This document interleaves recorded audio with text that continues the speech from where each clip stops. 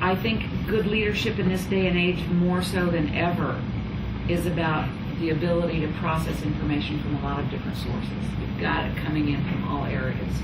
And every few minutes, the topic changes.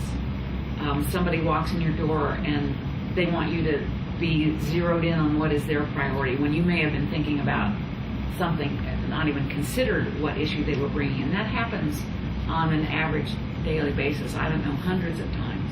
I've gotten to the point where if I'm working too long on one thing and with no interruptions, I'll interrupt myself. You know what I mean?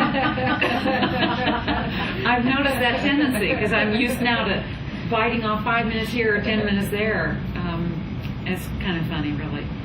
I also think good leadership in this day and age is about risk-taking.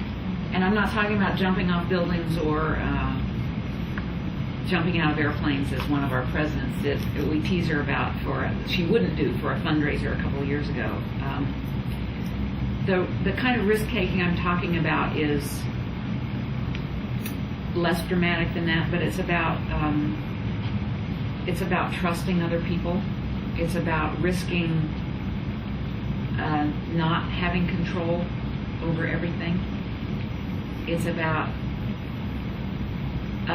maybe taking an unpopular stance right now because you know that it's going to pay off later down the road sometime, or maybe taking advantage of an opportunity that,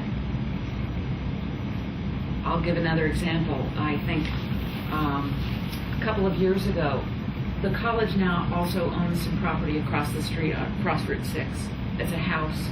A couple of years ago, one of our biology faculty came to me and said, my parents go to church with these two retired school teachers who live in this house across from the campus. They love Tunsis.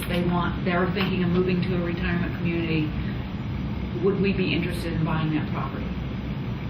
Now, on the one hand, my practical side said, oh my God, no, we don't have the money to do that. And what would we ever use it for? And it would have been easy to say thank you, but no thank you. Well, instead, I went over and looked at the place and met with these two sisters who lived there, who were absolutely delightful, had taught for years in the Bristol school system.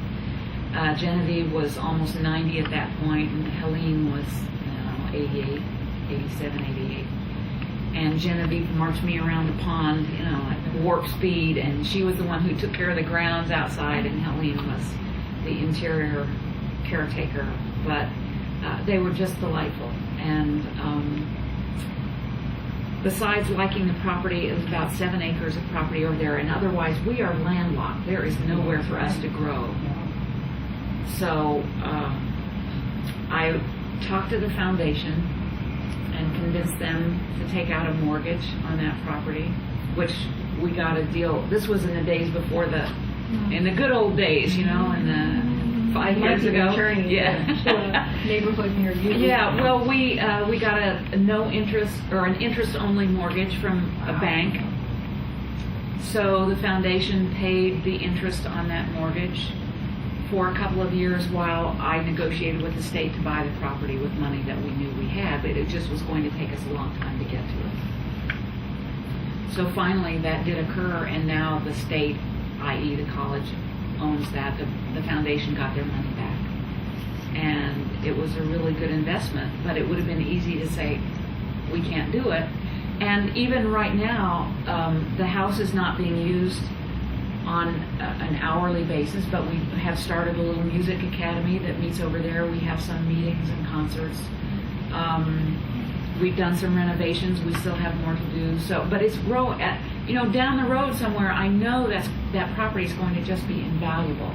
I can see a day when the child care center might be over there, or we'll use the 3 acres of woods in the back for cross-country ski trails, or we can do a lot of stuff with our biology and environmental. I want to turn it into a solar demonstration project.